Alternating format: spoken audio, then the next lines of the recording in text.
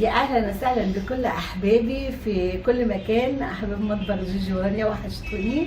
انا جبت حبه حاجات وحبيت ان انتم تشاركوني فيها لان انا فرحت بيها قوي. اول حاجه معانا الطاسه ديت هنفتحها مع بعض. الطاسه دي غويطه جدا، هي مقاس 28 بس غويطه قوي، فانا حبيتها قوي وهي عمليه جدا. مقاس 28 وتقيله، نوعها اكتف اهي، بس عجبتني جدا، قلت لا لازم اوريها لكم معايا. دي اول حاجه. الطاسه دي طبعا هنعمل فيها كل حاجه بصراحه، يعني حجمها مناسب، مش صغيره. لو هتعملي لاسرتك لعيلتك حلوه قوي، مناسبه، سعرها مناسب جدا، جميله قوي. فعشان كده انا جبتها. في منها احجام، في منها الوان، في منها حاجات كتيره جدا، بس دي غويطه كده زي الجامبو كده، غويطه، فانا حبيتها قوي. كان زمان في طاسات بس ألمونيا اكيد، يعني الفريم اللي بره قد الفريم اللي جوه، فهتلاقوها قد بعض. دلوقتي انا مش لاقيه النظام ده خالص، فحاجه بصراحه مش لذيذه. انا كان نفسي الاقيها، بس دي برضو قريبه منها، فدي جميله جدا. دي اول حاجه جبتها. هنشوف بقى تاني حاجه، هنسيب الكرتونه دي للاخر، هنشيل ده.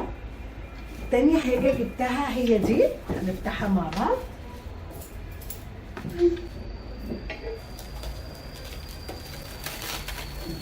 دي حلوه قوي، عجبتني، قلت اجربها، انا لسه ما جربتهاش بس هي عجبتني قوي، قلت لازم افتحها معاكم واجربها معاكم.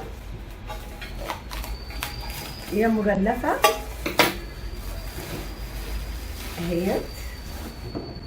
اهيت، دي مصنوعه من الزهر، فممكن تعملي عليها البيتزا، ممكن تخبزي فيها، وفوق على البوتاجاز كمان. بصوا بقى المفاجأة، ان الناحية التانية فيها زي مضلات تشوي بقى عليها زي الجريل بالظبط، وتخينة سميكة، وهي مصنوعة من الزهر. عارفين البوتاجاز اللي على البوتاجاز من فوق زهر، هي دي كده الحوامل بتاعت البوتاجاز، فدي عجبتني جدا. هنا كده الشوي، والناحية التانية هيبقى الخبيز، وكبيرة ومقاسها حلوة قوي، هي تقيلة يعني مش خفيفة، فحبيت اوريها لكم برضو لان انا فرحانة بيها بصراحة. طيب احنا هننزل دول كده معانا ونشوف بقى المفاجأة بتاعتنا الكبيرة واحطهم لكم تاني. بصوا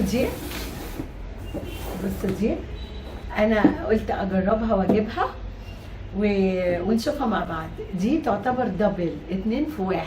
تعالوا نشوف مكوناتها ونفتحها مع بعض. واو، حاجة حلوة خالص. طيب دي بقى نشرحها مع بعض. هي كده بالمشارب، تعالوا نحكي. بصوا الايد فيها زي مغناطيس، يعني تقفلي كده وتعملي كده، بقت حلة زي الحلة بالظبط، غطاها وكل حاجة. هنفتحها مع بعض كده. دي جريل، انا هقول لكم بس بعد ما نشوف فيها ايه. فيها مسكة ده عشان لو الحاجة سخنة، فيها غيار تاني لده زي ده بيبقى الغيار التاني مش بلاستيك، لكن اللي هو الحراري اللي عادي يستحمل السخونة. فيها ايه تاني؟ فيها ديت المصفى دي، تعالوا نفتحها مع بعض. انا لسه فاتحاها اهو معاكم، بس عجبني شكلها من بره. اهي المصفى دي بتاعت التحمير، بتتركب برضو دي كده اهي، هنا ليها مكان كده وكده. استنى نركب نركبها سوا بس هي عايزه اهي. احنا ركبناها طبعا بالغلط فنمسكها تاني اهي.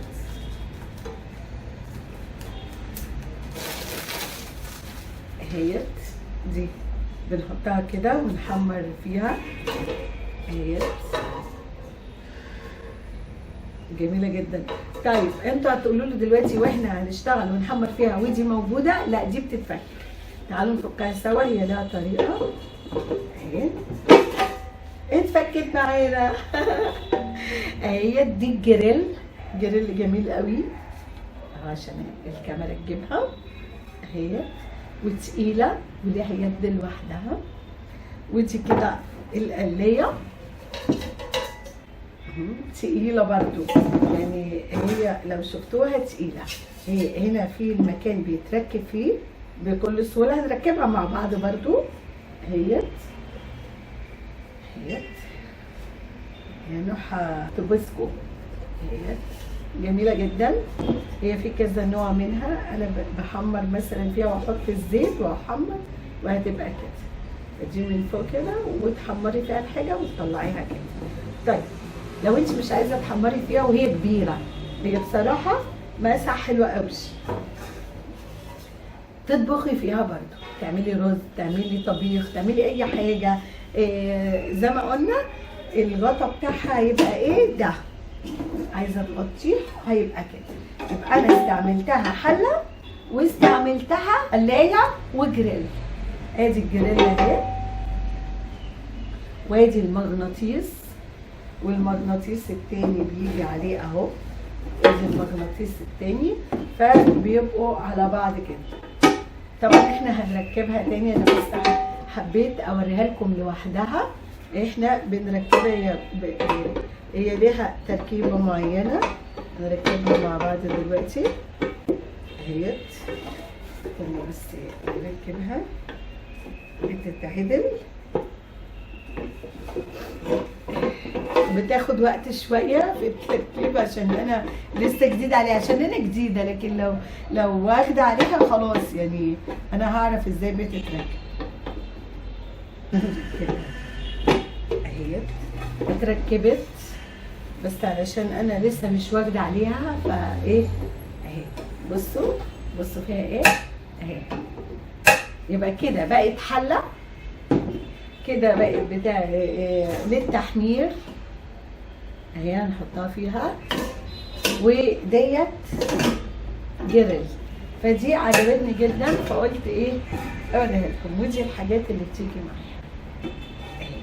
يبقى ادي حاجه، استنى اوريكم كله. يبقى ادي حاجه جبتها، والطاسه ديت عجبتني قوي.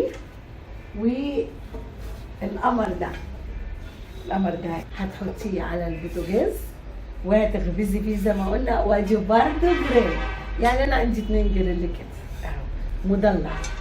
بصوا مضلع اهو. ودي كانت مشترياتي وحبيت اللي انا اشارككم معايا فيها. يا ريت اللي تشجعوني وتشتركوا في القناه، واللي لسه ما اشتركش يشترك. ولو انتوا وصلتوا لغايه دلوقتي في الفيديو يا ريت لايك وشير وتفعيل زر الجرس. اشوفكم على كل خير، وصفه جديده واكله جديده لاحبابي الصايمين. هتبقى حاجه بسيطه كده واقتصاديه بتاعت اكله اخر الشهر، يعني مش هتكلفك حاجه، تنفع الافطار وغدا وعشاء. ودي الاكله الجايه. سلام، باي باي.